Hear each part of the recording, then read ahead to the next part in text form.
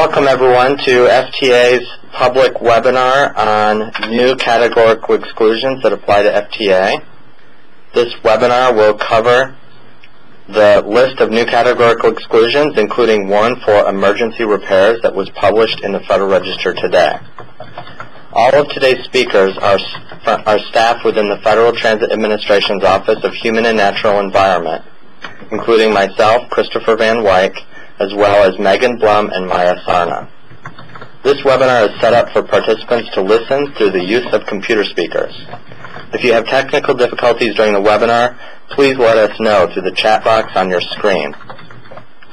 The CEs in this presentation involve revisions to the Joint Federal Transit Administration and Federal Highway Administration regulations that implement the National Environmental Policy Act, or NEPA. Those regulations are widely known as Part 771. Prior to the final rule published on February 7, Section 771.117 of that regulation covered CEs for both highway and transit projects, with two different types of CEs, known as C-list and D-list.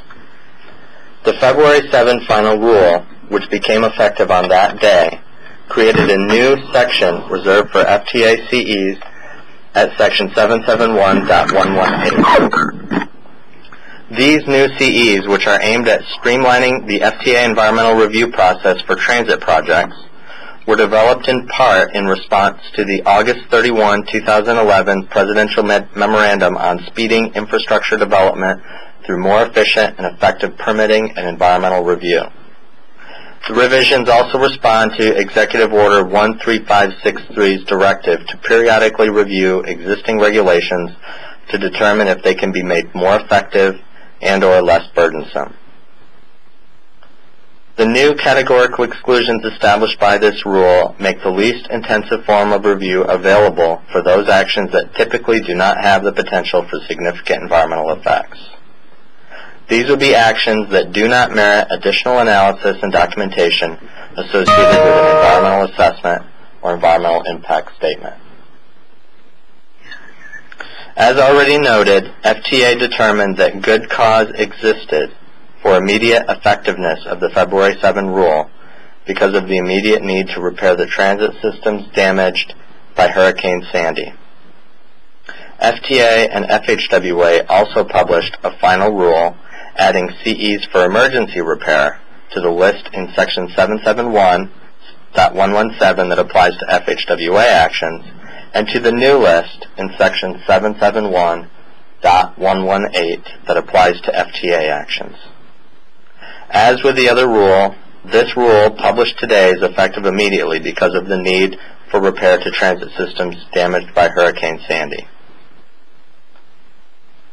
If you have technical difficulties during this webinar, please let us know through the chat window on your screen, and we'll try to assist as best as we're able. Please submit any substantive questions at the end of the presentation in the Q&A box on the screen. Note that this webinar is being recorded in the hopes that it can be posted for the use of those who could not participate today. Now I'll turn over the presentation to Megan Blum, who will provide an overview of the rulemakings and an introduction to the first 10 categorical exclusions.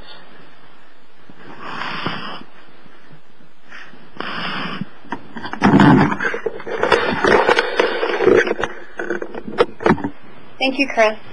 FTA issued a Notice of Proposed Rulemaking in March of 2012, in which we proposed changes to 23 CFR Part 771, including a new section for FTA CEs. The comment period closed May 14th, 2012, and we received approximately 380 comments ranging from substantive and technical to general. We considered the comments received as well as one MAP 21 statutory change regarding right-of-way acquisition as we developed the final rule. As Chris mentioned, the final rule was effective on February 7th and designates Section 771.118 for categorically excluded FTA actions. Through this rule, we have 10 new C-list CEs and 6 new D-list examples, which we will cover in more depth during this presentation. Section 771117 is no longer valid for FTA actions, and that change is now reflected in team.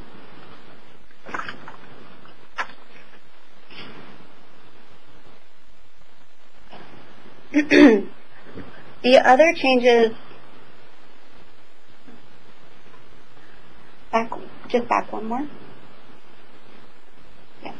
The other changes covered in the February 7th final rule include an expansion of permissible public involvement methods to include electronic options and the addition of early scoping in the regulations. Lastly, the list of projects normally resulting in an EIS in Section 771115 at paragraph 3 was revised to include the distinction that a fixed transit facility not within an existing transportation right-of-way would normally require an EIS.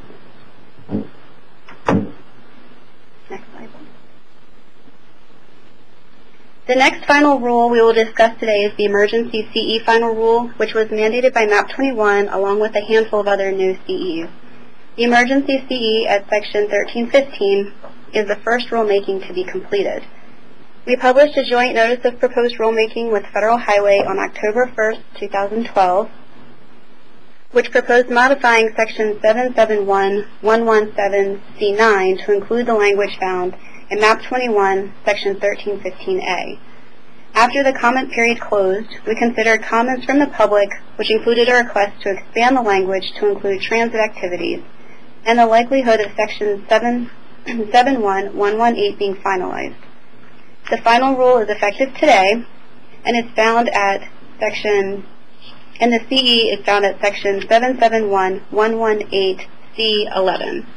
It includes emergency repairs under 49 U.S.C. 5324, the Public Transportation Emergency Relief Program, and the language pursuant to MAP 21, Section 1315.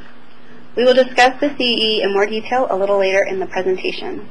And with that, let's get started with the C list. The CEs on the C list are structured as broad categories of actions, followed by examples. The examples we listed provide a range of ideas, but are not limited lists, so there may be other actions falling under a CE that aren't listed. As long as the conditions are met in both the CE language and the general CE criteria, you can apply the CE. This approach follows CEQ's CE guidance and allows more flexibility, but it is a different approach from our past experience with Section 771117. Note, other environmental requirements might still apply, such as Section 106 of the National Historic Preservation Act, Section 4F of the U.S. DOT Act, and Section 7 of the Endangered Species Act, as well as unusual circumstances. The project description and team is generally going to be sufficient for the CEs at 771118C, but if these other environmental laws or considerations apply to the project, the documentation should be attached and described in the environmental finding details justification box in team. Next slide. This is CE number 1, and this is what the CE language looks like. It is composed of the proposed actions, conditions, and examples. To help you see how to break down the CE language for better application or understanding, we also created breakdown slides, which will be my focus for the remainder of the discussion. The full text is presented in the PowerPoint, though, in case you want to use the PowerPoint as a reference tool. I'm going to read this CE, but won't read the other CEs in full text since we have the breakdown slides. So CE1 is the acquisition, installation, operation, evaluation, replacement, and improvement of discrete utilities and similar appurtenances, existing and new, within or adjacent to existing transportation right-of-way, such as utility poles, underground wiring, cables, and information systems, and power substations and utility transfer stations. Next slide. Note the short title, utility, and similar appurtenance action. Short titles were created for team, but you cannot rely upon these titles, especially while the CEs are so new. Like current practice, the full CE language will be in the details box that pops up for the individual CEs in team. The possible actions include acquisition, installation, operation, evaluation, replacement, and improvement. activities, with the conditions being they are existing or new discrete utilities and similar appurtenances, and that the work is performed within or adjacent to existing transportation right-of-way. Discrete utilities are those that are separate and independent from a larger transit project or other larger project, meaning we aren't segmenting a larger project. The CE covers utility activities occurring within the boundaries of the right-of-way and utility activities that may extend onto adjacent property, as well as utility-related activities like landscaping or revegetation occurring within the boundaries of the right-of-way or on immediately adjacent property.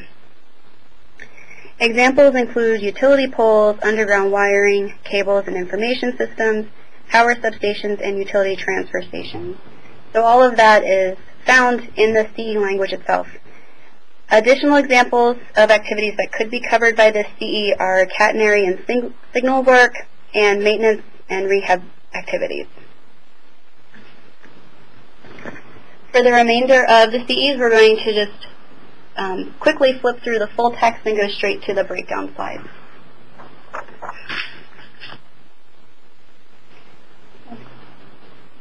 CE2 is the pedestrian or bicycle action CE. Possible actions include acquisition, construction, maintenance, rehabilitation, and improvement or limited expansion. And the conditions are that they are for standalone recreation, pedestrian, or bicycle facilities. The listed examples are a multi-use pathway, lane, trail, or pedestrian bridge, or transit plaza amenities, with transit plaza amenities being those features of a facility that add to its desirability as viewed by the traveling public, such as wayfinding signs, bike lockers, ticket vending machines, and benches.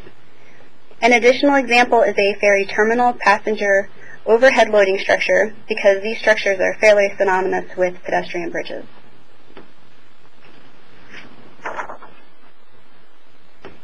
CE3 is the Environmental Mitigation or Stewardship Activity CE, and it covers environmental mitigation activities as well as those activities that enhance environmental quality, which are sometimes referred to as environmental stewardship activities.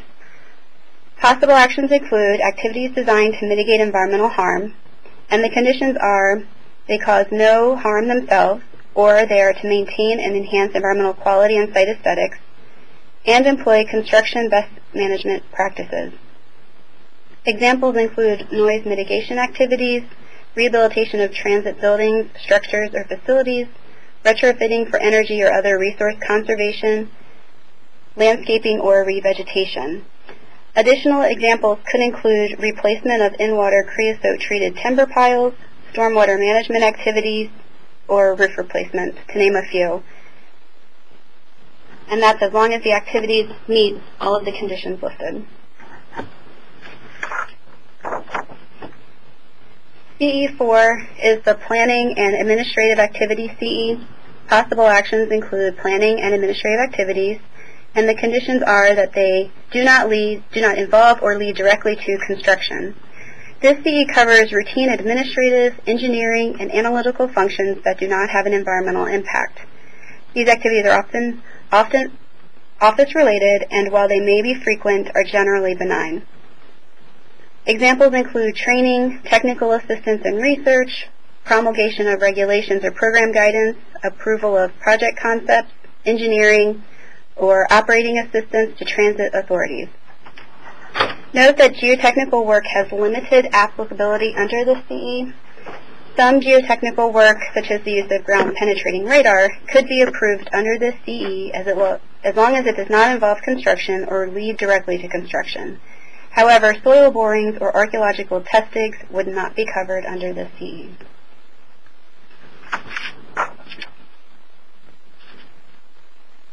CE5 is referred to as the Action Promoting Safety, Security, Accessibility CE. Possible actions include repairs, replacements, and rehabilitation. The conditions are that they're designed to promote transportation safety, security, accessibility, and effective communication, and that they are within or adjacent to existing right-of-way. This CE applies to standalone projects, such as the installation of communications equipment along an existing line, and cannot be an element segmented from a larger project. Examples include deployment of intelligent transportation systems and components, installation and improvement of safety and communications equipment, installation of passenger amenities and traffic signals, and retrofitting existing transportation vehicles, facilities, or structures, or upgrading to current standards. Additional examples of activities covered by the CE could include installation of fencing, signs, pavement markings, and small passenger shelters, as these activities promote transportation safety, security, accessibility, and effective communication. However, please note, this CE does not extend to all safety actions. For example, closing a railroad crossing for safety reasons would not be eligible under this CE.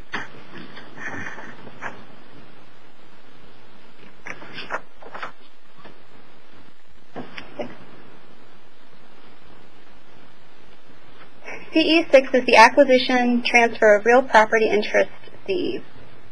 Potential actions include acquisition or transfer of an interest in real property, and it has a few conditions. That it is not within or adjacent to recognized environmentally sensitive areas, such as wetlands, non-urban parks, or wildlife management areas.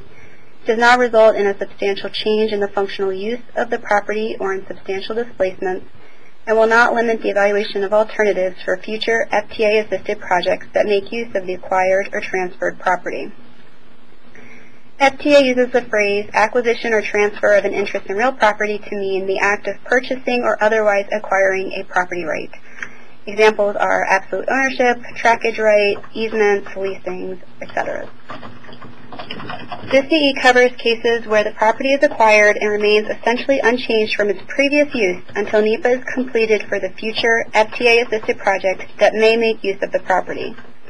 Note that acquiring property pursuant to the CE must not limit the evaluation of alternatives when the future FTA-assisted project is evaluated in the FTA environmental review process, which must allow for the possibility that the project will not be used for the project.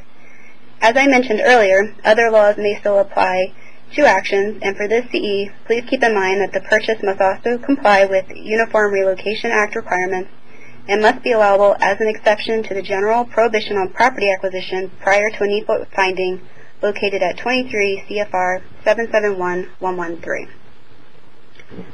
The example we listed is acquisition for scenic easements or historic sites for the purpose of preserving the site, but another example could be the acquisition of right-of-way for later utility work.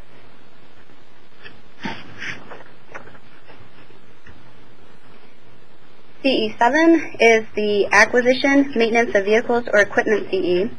Possible actions include acquisition, installation, rehabilitation, replacement, and maintenance of vehicles or equipment, with the conditions being it is within or accommodated by existing facilities and does not result in a change in functional use of the facilities.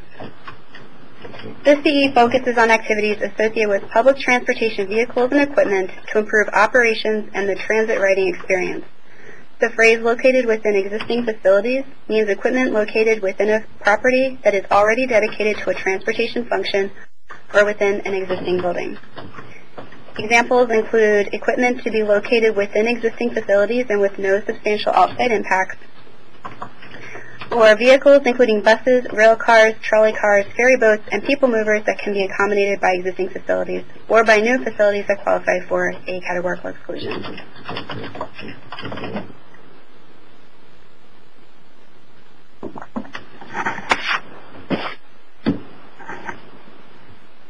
CE8 is the Maintenance, Rehabilitation, and Reconstruction of Facilities CE. Possible actions include just that, maintenance, rehabilitation, and reconstruction of facilities, with the conditions being they occupy substantially the same geographic footprint and do not result in a change in functional use. An improvement to the facility is not a change in functional use. This question came up before. For example, when a transit center is rehabilitated under the CE, it may be improved by incorporating the latest communications and passenger information technologies. If the transit center's function is changed by converting it into a bus maintenance facility instead, however, then it would not qualify under the CE. Examples include improvements to bridges, tunnels, storage yards, buildings, stations, and terminals, construction of platform extensions, passing track and retaining walls, and improvements to tracks and rail beds. Additional examples of activities covered by this CE could include ferry terminals, transit infrastructure rehabilitation, and specific aspects of rehabilitation or reconstruction, such as renewal and/or component repair.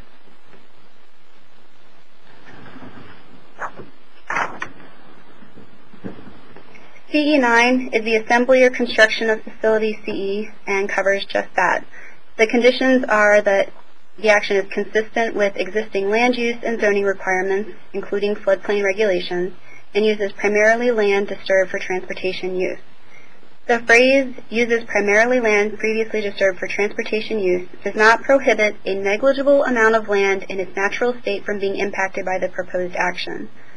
Other projects functionally similar to those listed, such as electric trolley bus lines, may be covered by this CE2.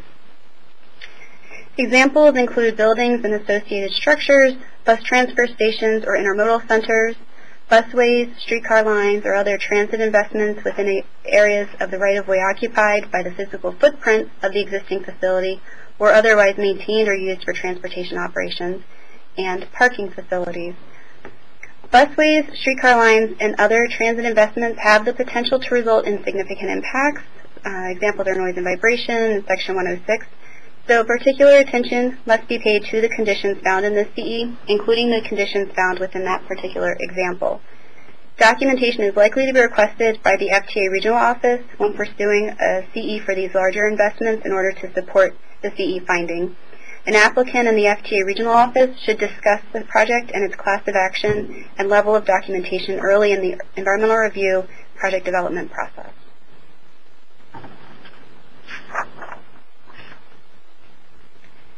And CE10 is the Joint Development of Facilities, CE. Possible actions include development of facilities for transit and non-transit purposes, with the conditions being they are located on, above, or adjacent to existing transit facilities, not part of a larger transportation project, and do not substantially enlarge the facilities.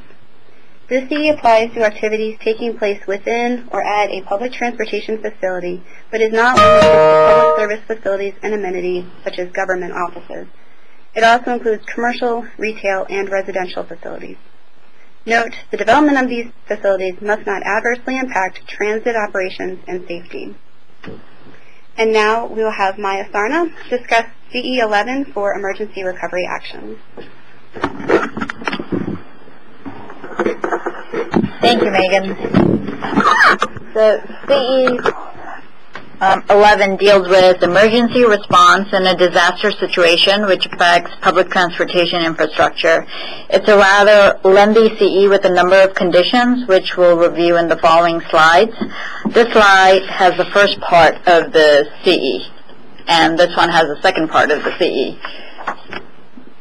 So note the CE doesn't follow the structure of all of the other CEs. There are specific conditions defining whether the use of the CE is applicable. The CE can only be utilized when either of the following two conditions are met. An emergency is declared by the governor of the state and concurred in by the secretary, or a disaster or emergency is declared by the president pursuant to the Robert T. Stafford Act. Now let's move on to the application of the CE. The first paragraph of the CE references emergency repairs under 49 U.S.C. 5324, which is the Public Transportation Emergency Relief Program created with MAP 21. Under the program, capital projects and operating costs are eligible for consideration. I'll briefly explain what we mean by capital costs and operating costs. Capital costs are projects that protect, repair, reconstruct, or replace equipment and facilities of a public transportation system that the Secretary determines is in danger of suffering serious damage or has suffered serious damage as a result of an emergency. And operating assistant is eligible operating costs, which may be costs related to evacuation services, rescue operations, temporary public transportation service, or reestablishing and expanding or relocating public transportation route and services. The next paragraph deals with the types of actions permitted under the CE and the conditions under which they are applied. Possible actions include activities that promote the restoration and conservation of damaged public transportation infrastructure following a natural disaster or a catastrophic failure. An important note here is that the list of facilities included in the CE include road, highway, bridge, tunnel, transit facilities, which may include ferry docks or bus facilities, such as transfer locations, garages, and also includes any ancillary transportation facilities, such as pedestrian, bicycle paths, and bike lanes. The conditions under which we can successfully utilize the CE are listed here in bullet forms. That the facility has to be in operation or under construction when it's damaged, that it's within the transportation existing right-of-way, that it substantially conforms to the pre-existing design, function, location of the original facility. And it may include upgrades to meet existing codes and standards, as well as upgrades warranted to address conditions that have changed since the original construction, and it has to be commenced within a 2-year period beginning on the date of the declaration. I'm sure there are a lot of questions on the 3rd and 4th bullets on the slide. I urge you to review the final rule document, which was published in the Federal Register today, and the link can be provided, and the link is provided here on the web links box, and to get some greater clarity on what we mean by substantially conforms or upgrading to current design standards and beyond. The last slide really reviews some examples, such as repair and reconstruction of a facility after an earthquake, dewatering of tunnels and facilities after a flood event, like the ones we had in the Midwest in the summer of 2008, or even Hurricane Irene or Superstorm Sandy, and the reconstruction and restoration of transit bridge after a collapse. And with that, I'll turn it over to Chris, who will discuss the delisted CEs.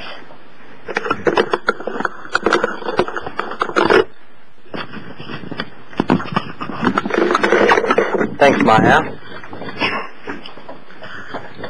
With the final rule that FTA issued on February 7th, we made a conscious decision to retain what has become known as the D-list, or the Documented CE Authority, that was formerly found at Section 771.117D for FTA.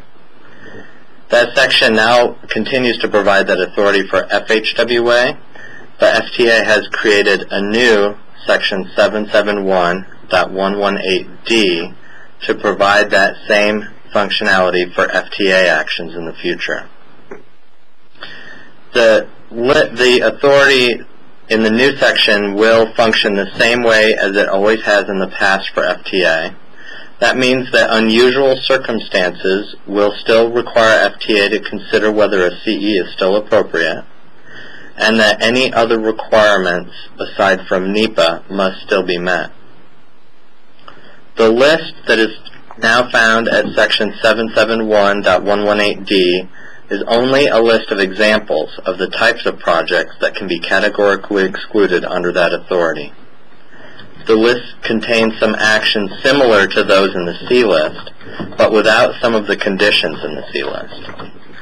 Documentation should not rival that of an environmental assessment for these categorical exclusions, and in some instances it can be as brief as a paragraph entered into the team grant application software. So the first example will look familiar. It mirrors the language still found at Section 771.117D1. FTA decided to leave this on the D list for now because it has some limited applicability for FTA. It would potentially apply to a project to resurface BRT lanes or reconstructing lanes for BRT use. This isn't frequently used by FTA, and MAP 21 calls for FTA to move this CE in whole or in part as appropriate to the C list. So that will be the consideration for future rulemaking.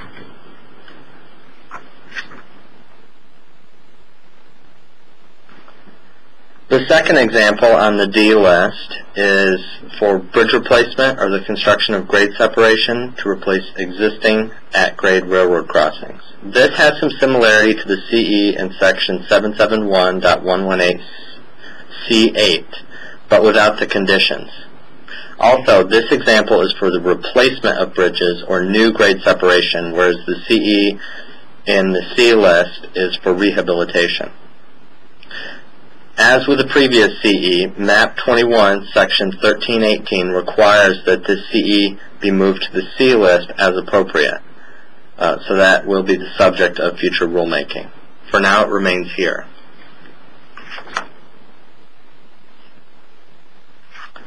The third example should look familiar to anyone who has used our NEPA regulation in the past because it was previously in the regulation without change. Activities that may fall under this example may overlap as well with the C-list CE number 6, but that CE does contain more conditions, so you should choose the CE that fits best in consultation with your regional office.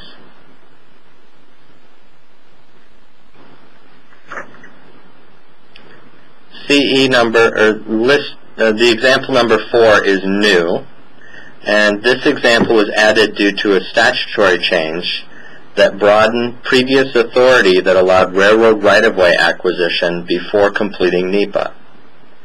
Map 21 changed that language to delete the word railroad, meaning that it's broadened to all right-of-way. Please stay tuned for draft FTA policy guidance at some point in the future on this topic. For this CE, FTA needs documentation to ensure that there are no significant impacts associated with the acquisition of land. And I would encourage you to work with your regional office on applying this CE, as this is a new authority provided by Map 21. As with the previous example, activities under this CE may also overlap with those under the C-list CE number 6. You should choose the CE that fits best in consultation with the regional office. CE number 5, or example number 5, is for the construction of bicycle facilities within existing transportation right-of-way. This example is broader than the examples in the C list because it is more than just standalone facilities. In other words, it could potentially be an entire system or multiple components of a bike system, and it lacks the limited expansion condition found in CE number 2 on the C list. Under this example, it's envisioned that the activity would take place within the existing transportation right-of-way.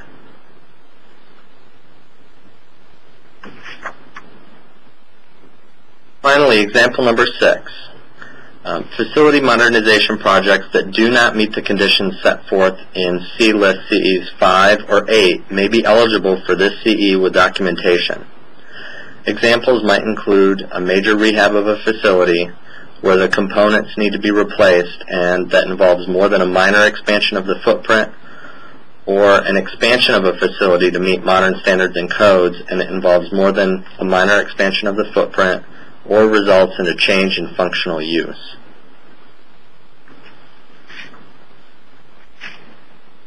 And I'm adding this slide in here to emphasize the fact that FTA is not constrained by the examples listed in section 771.118D. FTA can categorically exclude other actions as appropriate if the documentation shows that there's no significant impact. So please work with your FTA regional office on the use of this CE. And we have added, or we've continued to keep an other category in the team grant application software for the use of this CE authority where it's not one of the listed examples.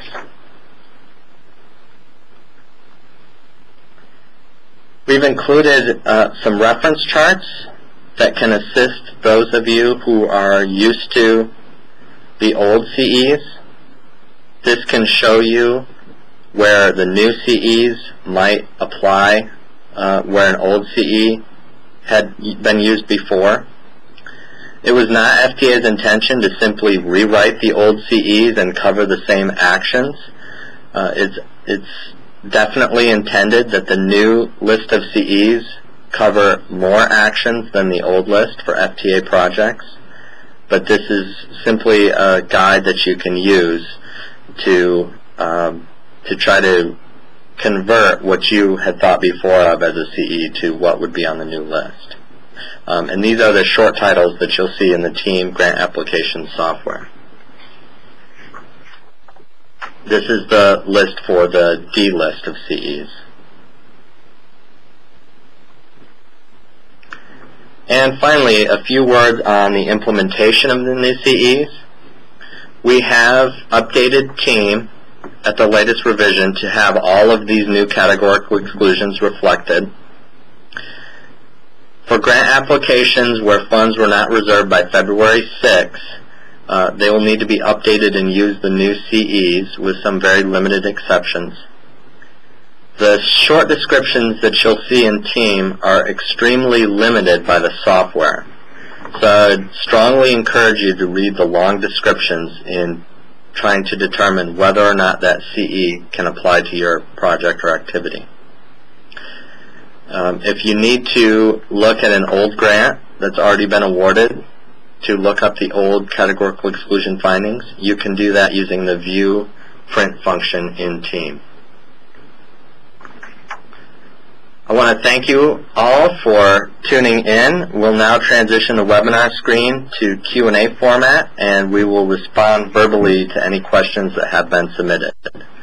It is our hope to get the slides for this presentation on our website as soon as possible, as well as a recording if we're able to have one with good enough sound quality.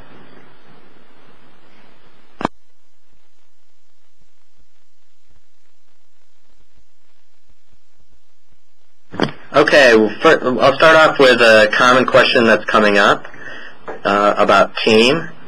TEAM is the grant application software that FTA uses when someone wants to apply for a grant for FTA funds.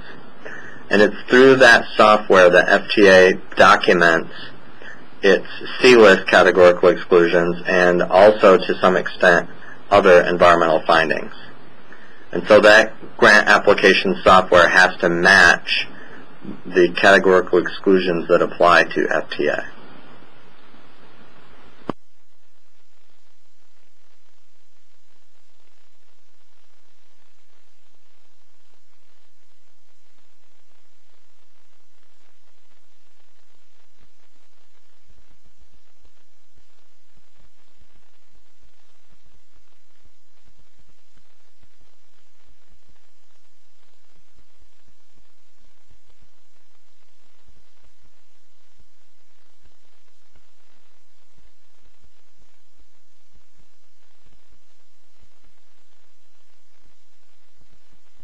Okay, so the first question, and please post your questions to the Q&A box at the top of the screen.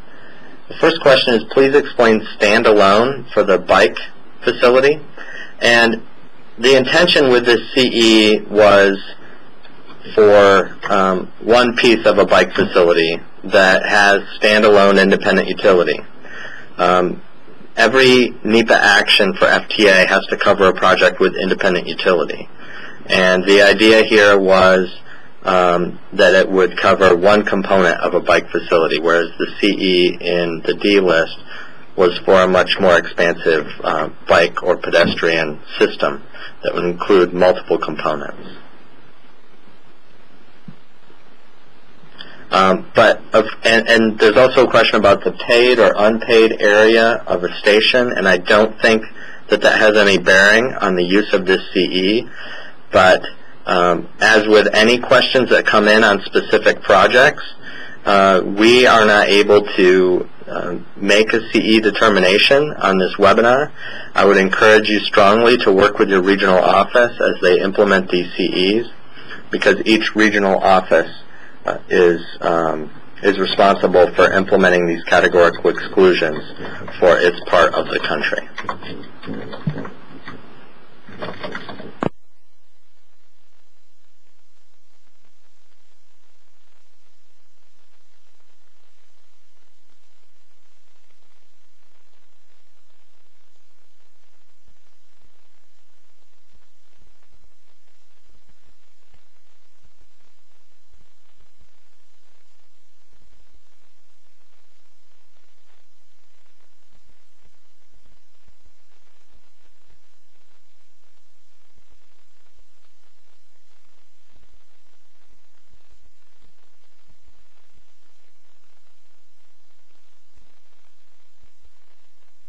Okay, so we have a question on the qualifying language for CE4 not leading to construction.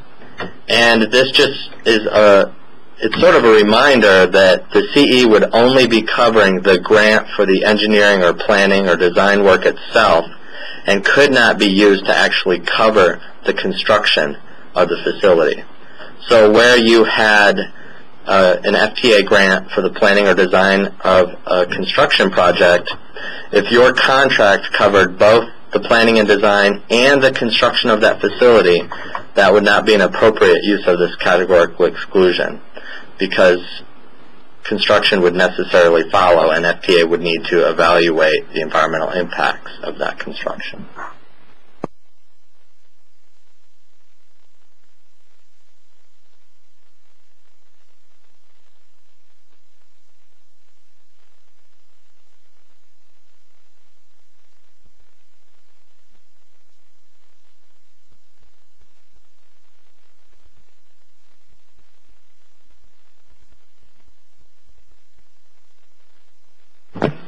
Okay, so a lot of questions on the slides, and we do intend to make them available on our website. There's currently an earlier version of this presentation on the website that doesn't have the emergency CEs, so we will get that up as soon as we can. We are also hoping that the recording of this will be of high enough quality to post on the website. Looks like we have a lot of other questions coming in. We're going to answer as many as we can before 4 o'clock when we end. All right.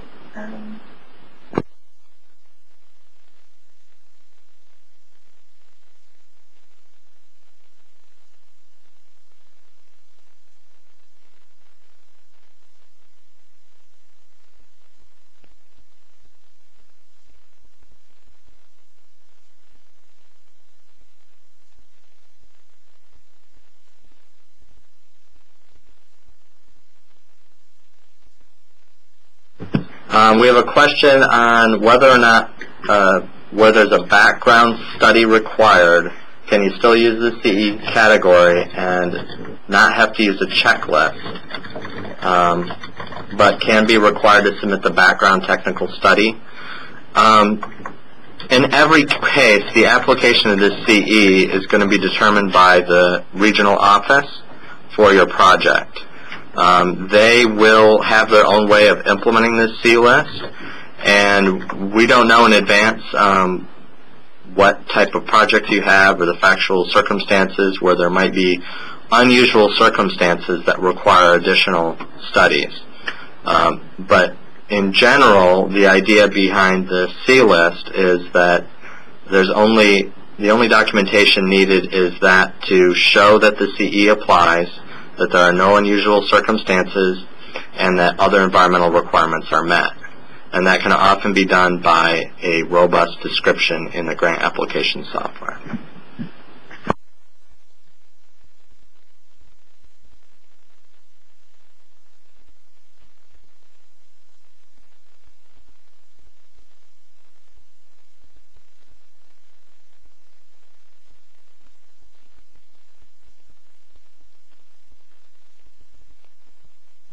Okay, so there's a question on the application of this CE as to whether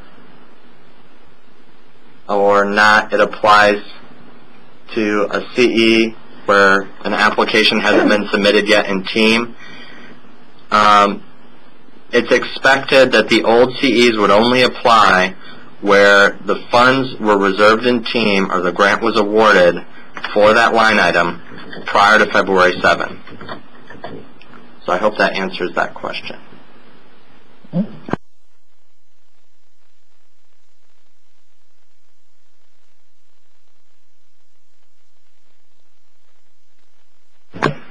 Okay, we have a question on a project located in a historic district.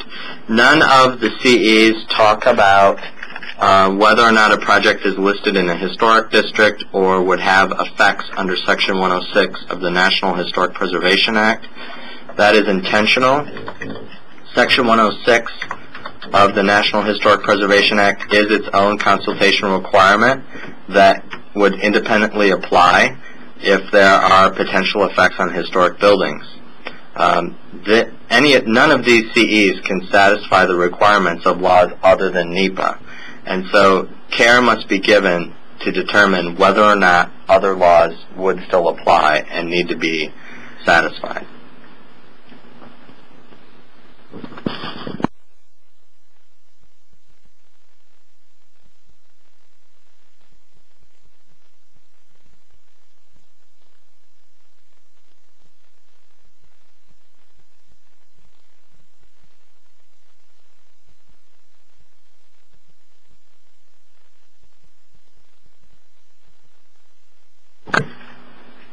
Okay, we were asked to define substantially the same geographic footprint and whether it's immediately adjacent to the former structure and if that's close enough to be substantially same.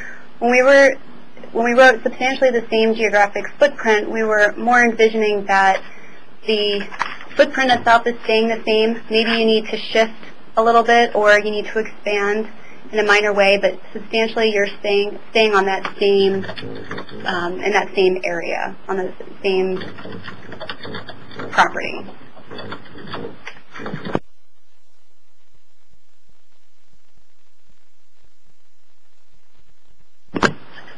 I have a question on the removal of old railroad tracks and replacement with new tracks within a railroad right-of-way and whether that falls under CE8. Again, we can't make CE determinations on this webinar.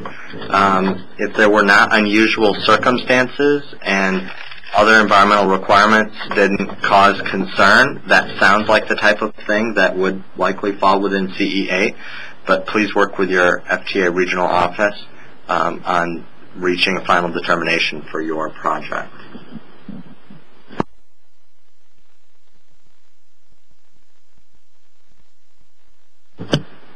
We have a question on railroad bridge replacements in the same location. It says, does CE8 apply or D2? And in fact, if the replacement is due to an emergency or a natural disaster, the new emergency CE might apply to that replacement. Otherwise, C8 in the C list does not cover replacements. That's one of the distinctions between CE8 and example number 2 in the D list, which the CE8 does not cover replacements.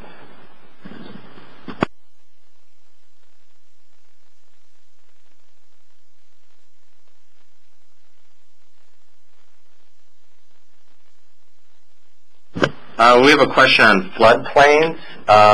We don't have that reference material exactly available. I'm quite sure there's an executive order and a DOT order on floodplains. You can go to FTA's website in the lower left-hand corner and go to the environmental page, and we will hopefully have some information on the requirements that relate to floodplains there.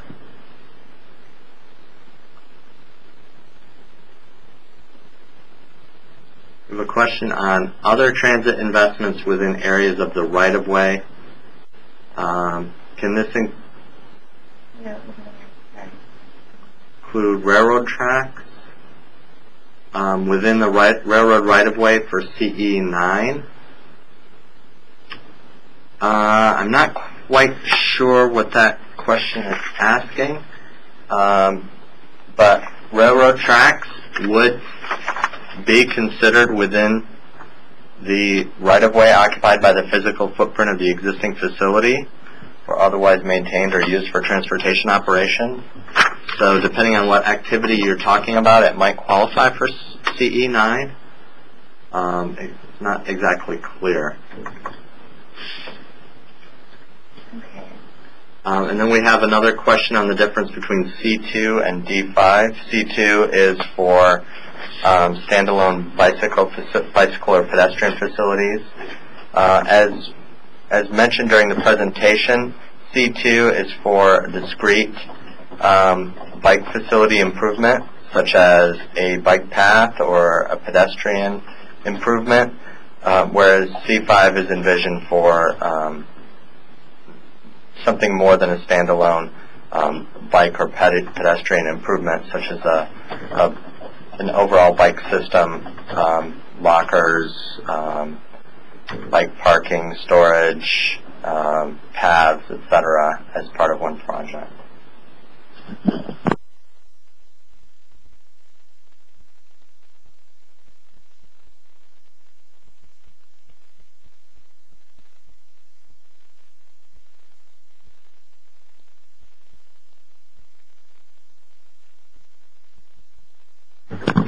We have a question on the documentation required for CE9 for a busway project. Again, please work with your regional office. Larger projects that might otherwise qualify for these CEs are often going to require documentation for laws other than NEPA, such as for Section 4F or Section 106. And so whatever documentation might be needed for purposes of NEPA, which we would usually expect to be minimal and only related to unusual circumstances or showing that the project fits the description of the CE, that other documentation is driven by the other laws that may apply. So you should work with your regional office on your particular project. We have a question on whether repairs resulting from Hurricane Sandy are emergency repairs. And again, I would encourage you to look at the specific CE and work with your regional office. There is some funding for Hurricane Sandy relief that has been determined is not covered by NEPA at all. It's a very limited subset of true emergency repair activities. Other emergency repairs will be determined by FTA's emergency relief program, and you should work with your regional office to determine whether your repair is eligible for that program and then whether it would therefore fit under that CE.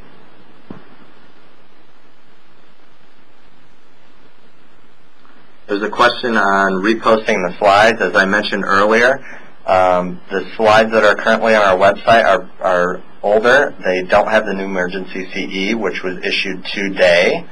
We do intend to post an updated PowerPoint presentation on our website.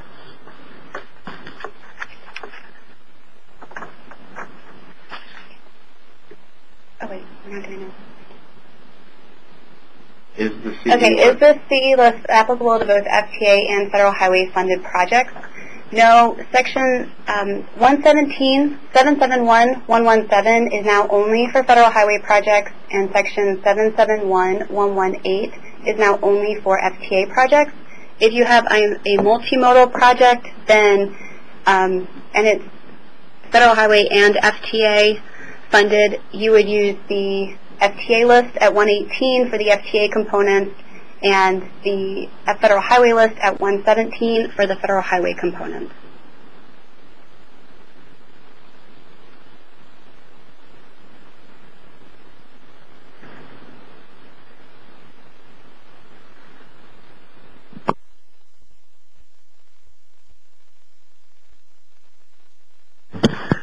Next, we have a question about a very specific project, a short segment of a bus route on a street with a bus already running on it. I would encourage you to work with your regional office to determine which CE would be a best fit for that project. Then we have a question asking to repeat the difference between the C list and the D list. The C list are actual categorical exclusions. They have specific conditions. They're broad categories. We have our examples. The D list is actually is really an other, and when you see D1 through D6, those are examples of actions that could be categorically excluded, but we need to see documentation to verify that it does meet CE criteria. So the C list are our CEs, and the D list is the other category, but what we have listed are examples.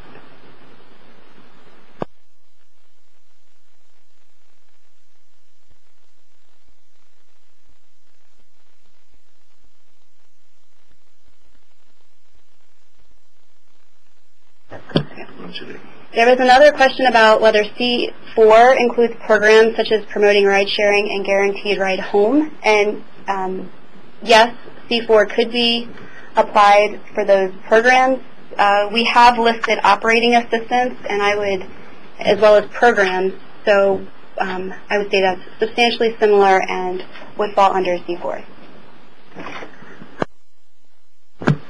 There's a request to post the links to the Federal Register notices from February 7 and today.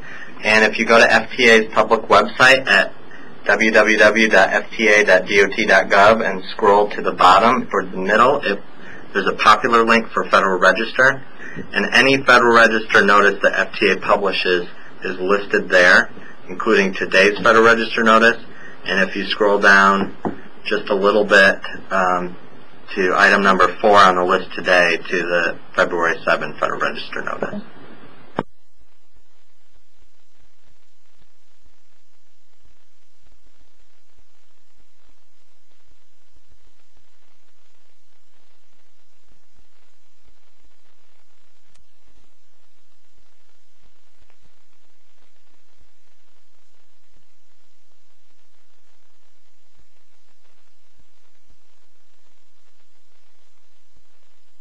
We have a question on, it looks like a checklist for the D list, and again, please work with your FTA regional office. Each regional office has its own procedures in place for the implementation of these CEs for specific projects and instances. And we have a question on the difference between reconstruction and replacement. What is the difference?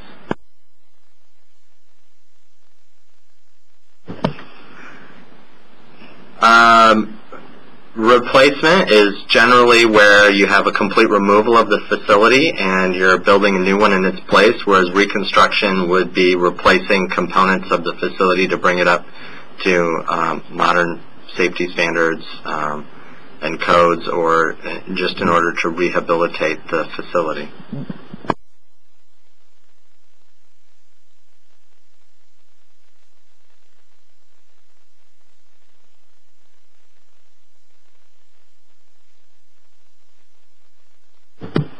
Okay, there's a question on where we can get an updated version of the entire 23 CFR 771 so we can tote around the most up-to-date CFR rather than the old one and the paperwork.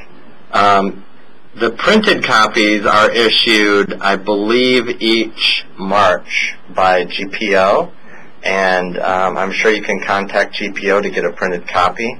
You can also go to eCFR, which is not yet updated for today's final rule, but will be updated, I believe, within a few days to account for today's final rule. And the link for that is www.ecfr.gov. There's also a link under web links for the eCFR for that updated regulation. Yeah, if you look on your screen under web links, the second one down is the eCFR link. Again, it doesn't contain the emergency CE published today, or at least I'm assuming it does not, but will hopefully in the next day or two.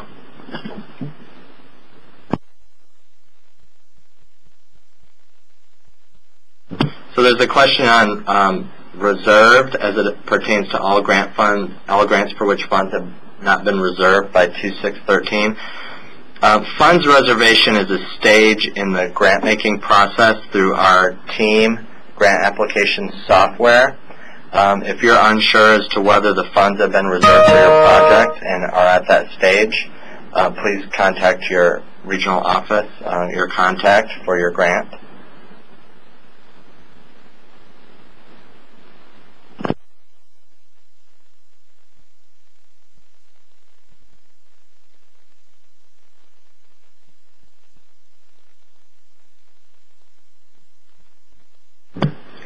Okay, we received a question about the implementation and interpretation guidance for the field, and we have a guidance document under development, but it's not quite ready for publication.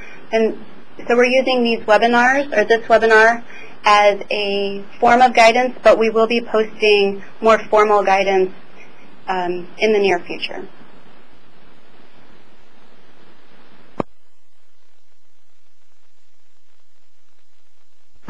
There's a question that says, what about historic?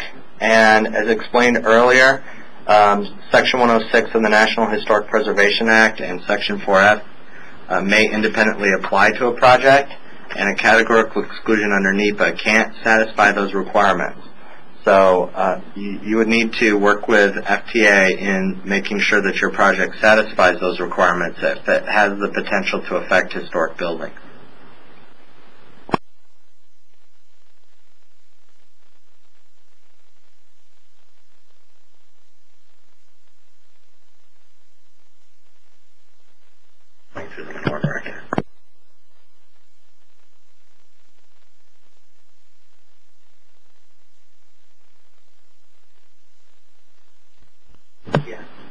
Okay, it says, what about rehabilitation and expansion of an existing property adjacent to wetlands? All of the CEs have different conditions, as was presented in our presentation today. Some of them talk about being adjacent to sensitive areas. Some of them do not. Whether or not CE would apply would depend on the terms of the particular CE and the instance of your project. But keep in mind that other federal requirements, such as Section 404 of the Clean Water Act, independently apply. There's a question about our CEs submitted electronically through TEAM, the grant application software. Yes, CEs are selected in TEAM through the grant application software. Any documentation that's required for your project under NEPA for documented CEs or under other environmental laws might also be attached in TEAM. You should work with your regional office on their preference in that regard.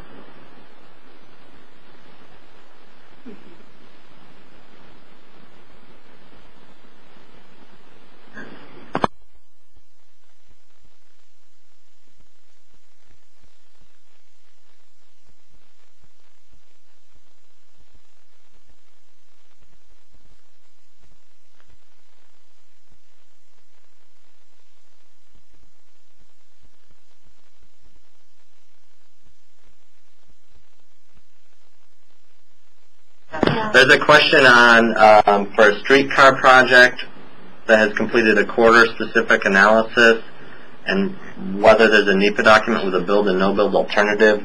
Categorical exclusions don't generally have build and no-build alternatives. It sounds like you should talk to your FTA regional office about what to do in that specific instance.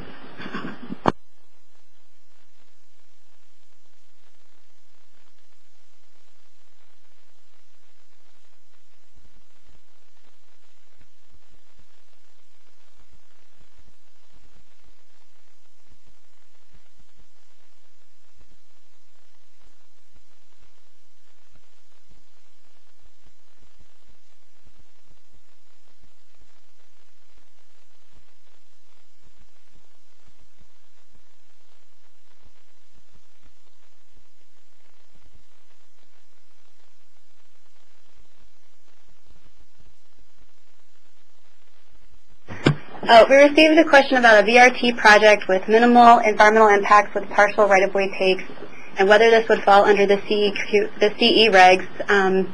This is getting a little too specific, and you should probably contact your FTA regional office for some more guidance, because depending on the conditions, it may or may not fall under the CE regulations.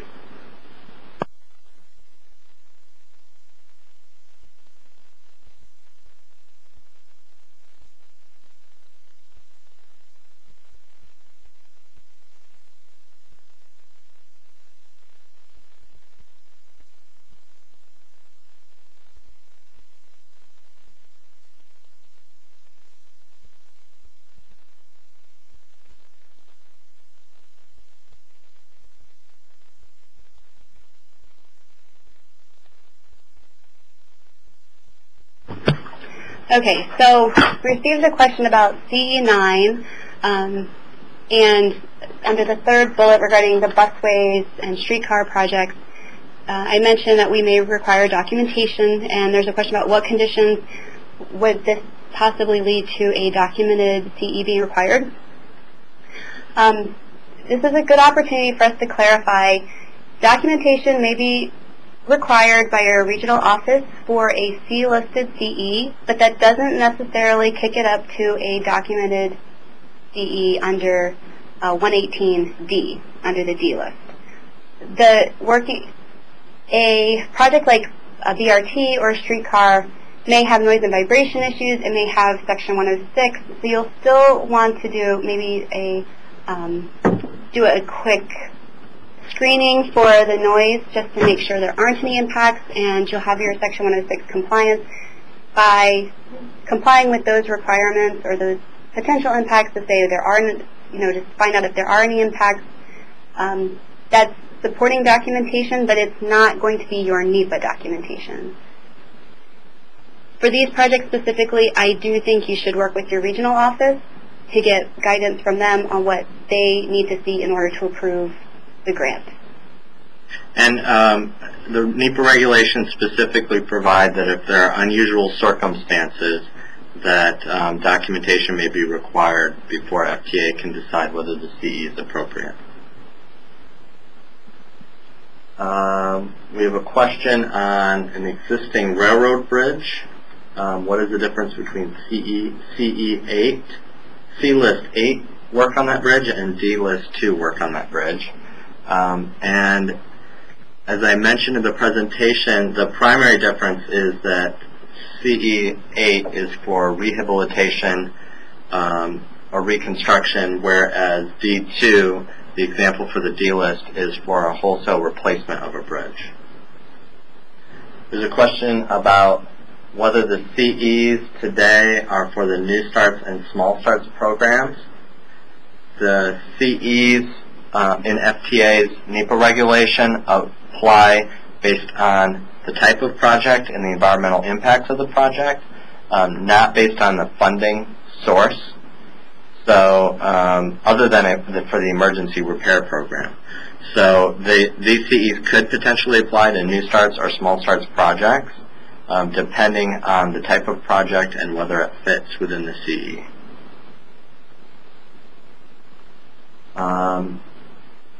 Asking about a CE for software procurement or installation. And again, please work with your FTA regional office. Potentially CE number 4, which are planning or administrative activities, would apply, but again, please work with your FTA regional office for your specific project. There's a question on why are grade crossings not eligible under CEs, and specifically example number 2 under the D-List CE authority does talk about grade separation. I'm not quite sure exactly what action is implied by the term grade crossings, but grade crossing facility work might be might fall under CE9 for assembly or construction of facilities within the right-of-way.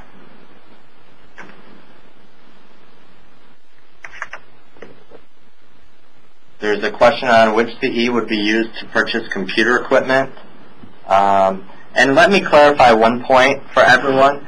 The CEs are only needed where there is an FTA action or funding for whatever activity your transit agency is engaging in.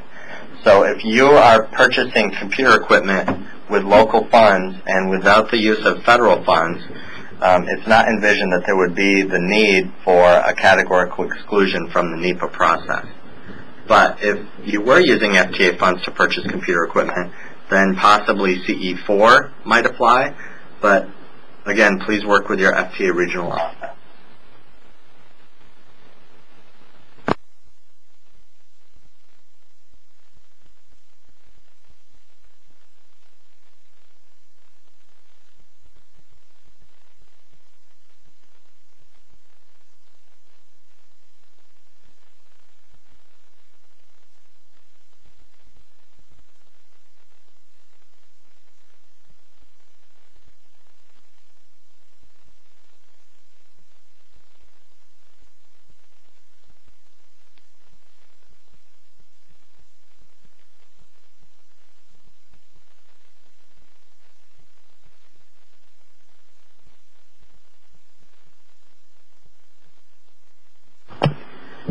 Okay, we received a question about what we mean by limited extension or minor expansion under CE2.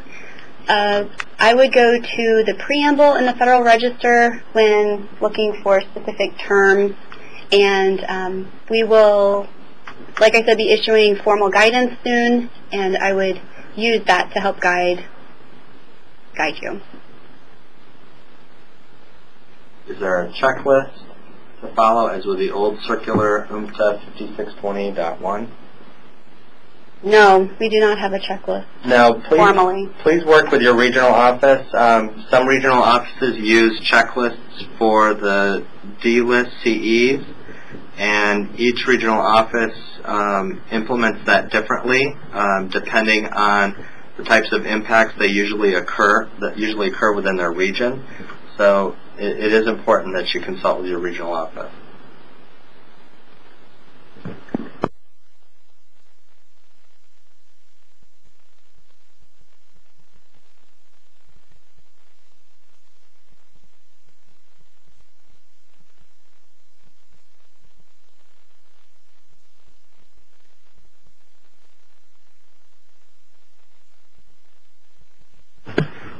Okay, we received a request to explain early scoping in a little more detail and how it applies and what it entails.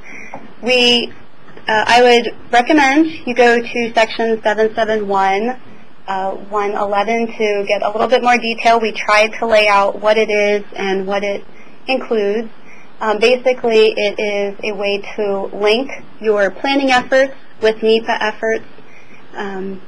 It can be very helpful if you have a lot of information early on and you want to carry some of that information forward into the NEPA process.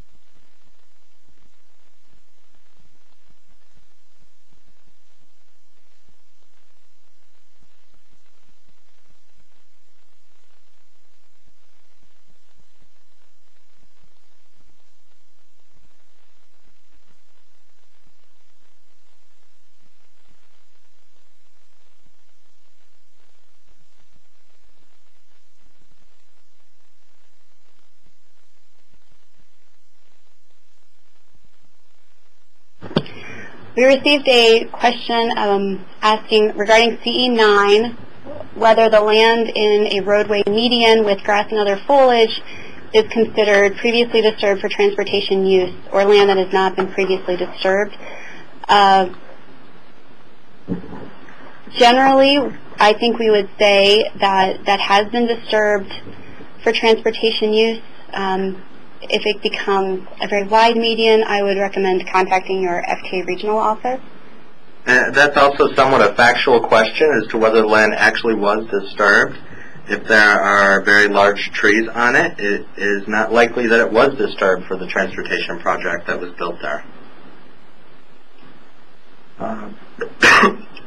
There's a question on D4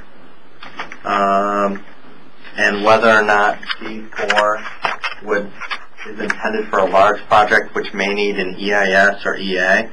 If a project needs an EIS or an EA, it cannot qualify for any of the CEs.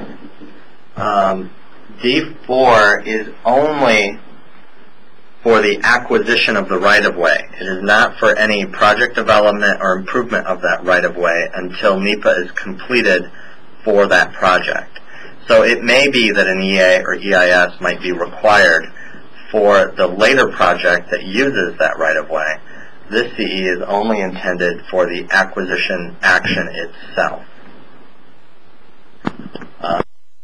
There's a question on CE C4 on what engineering, on design or engineering for a construction project. It says if it cannot be used for a construction project, what would be the correct CE to use?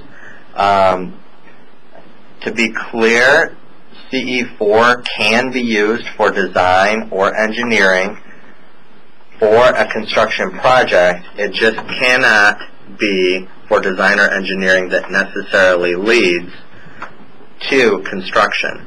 So for example, if there was a contract for the engineering or design services that was design build and necessarily led to construction, there would need to be some sort of off-ramp or other mechanism to ensure that the funding of that contract by FTA did not also cause the construction if we're able to use the CE for the engineering and design work.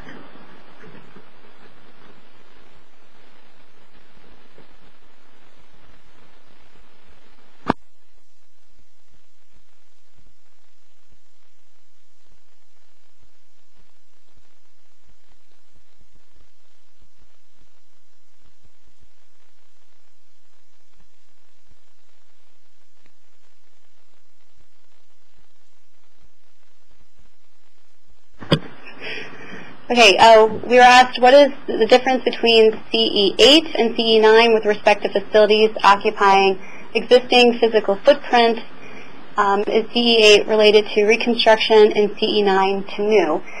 Yes, that would be correct. CE8 is limited to maintenance, rehabilitation, and reconstruction activities. So there's already an existing structure. CE9 is for assembling or constructing new facilities.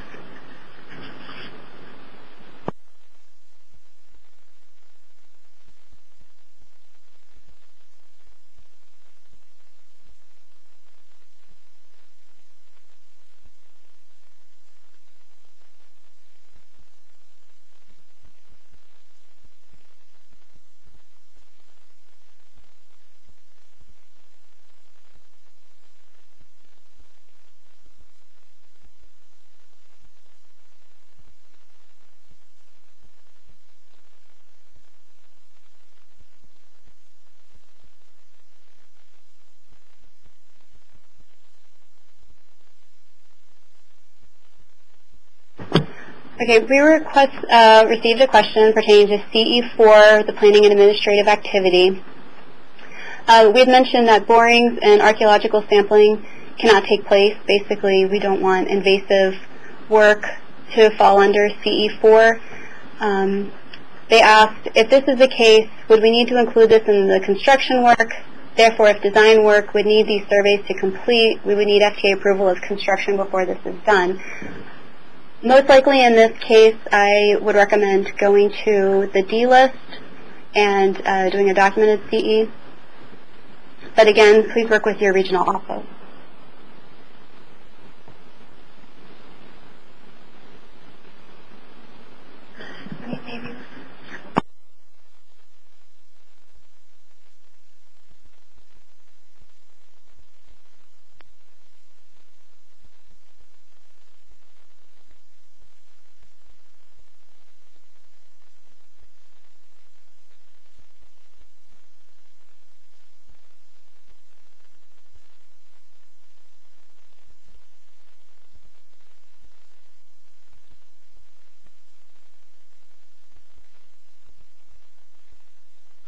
There's a question on, do we still have to submit class of action letters for all C-list categories?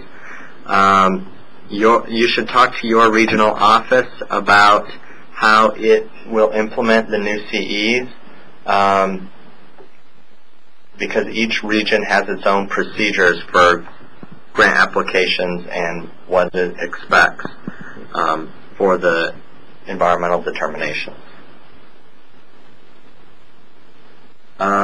There's a question about, do you envision any requirement for public involvement for projects under CEC 9? NEPA does not require public involvement for categorical exclusions. However, there are often local requirements or state requirements as well as other federal environmental requirements that require public participation. For example, we would envision that a lot of categorical exclusion projects would use the de minimis under our Section 4F regulation, and the de minimis finding does require public involvement, as do many other environmental laws and requirements. So it would depend on the particular project and whether other requirements would need to be met.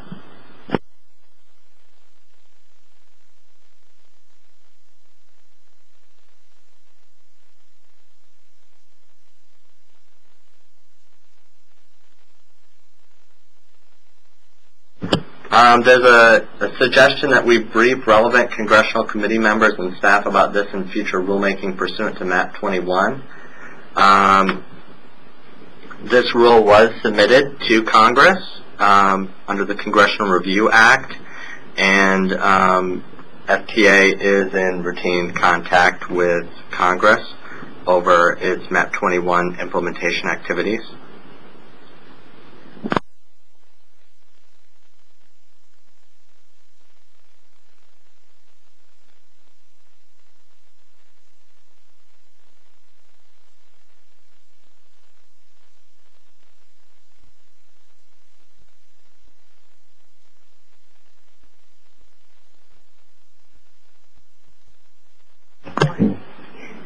We received a question, what if bicycle facility would replace or reduce an effective moving lane? Is this still qualifying for a CEC list? This has the potential to be controversial, so I would definitely contact your FTA regional office before moving forward. There's a question on when the new CEs will be incorporated into the Code of Federal Regulations. I believe the next CFR for Title 23 will be published in March. It is not clear whether either or both of the final rules we presented today will make it into that version of the printed CFR. There may be, in fact, two versions of the regulations. We don't know that yet. But within a few days, the CFR, to which there's a link under web links on your screen, should be updated for all of the CEs that are part of this presentation.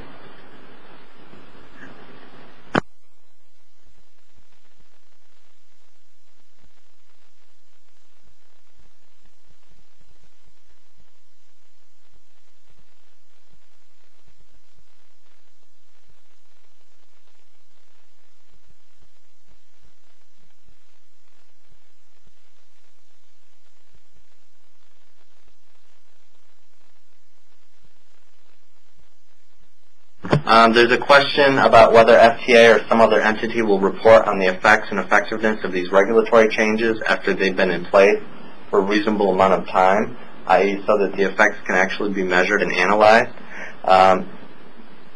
FTA is working on an advanced tracking system for all of its environmental actions, but absolutely we track all of our environmental findings through the team grant application software, and we're required by the CEQ regulation to review and analyze our actions under NEPA to determine whether the CEs are effective or they need to be, the CE list needs to be revised in the future.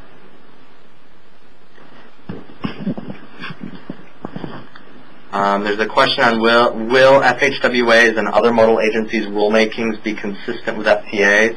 Please say yes. Such consistency with FTA leading the way would be encouraging. Each mode has very different types of programs and activities, and that fact is why FTA has developed its own list of categorical exclusions. We felt that it was important that the CEs, many of which were more focused on federal highway activities, match the types of actions that FTA funds. And in terms of consistency, there are some projects with actions by more than one DOT mode on them, but it usually is not a problem to apply different CEs to the same action, as appropriate, of course. And MAP 21 does offer a new multimodal CE authority that allows one DOT mode to use the CE of another in certain circumstances.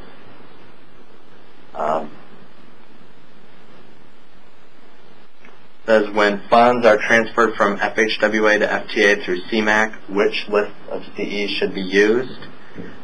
Please work with your regional office to ensure the appropriate list is used, but it's my understanding that that would be an FTA action under CMAQ, and FTA's list of CEs would apply in that instance and not FHWA.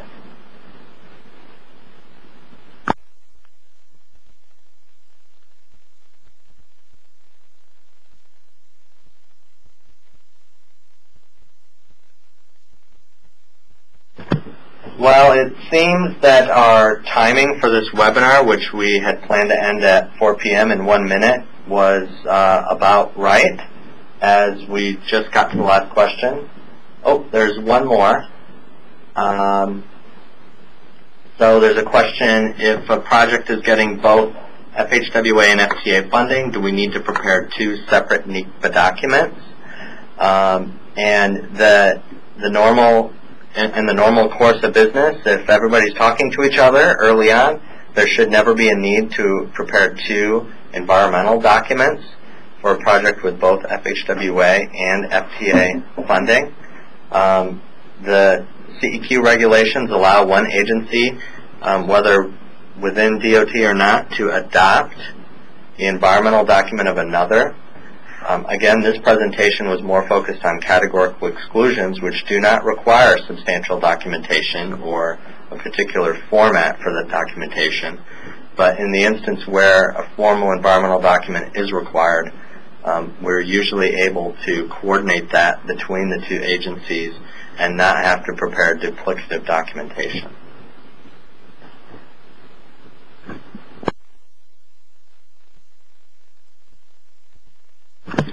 Okay, it looks like that's all of the questions.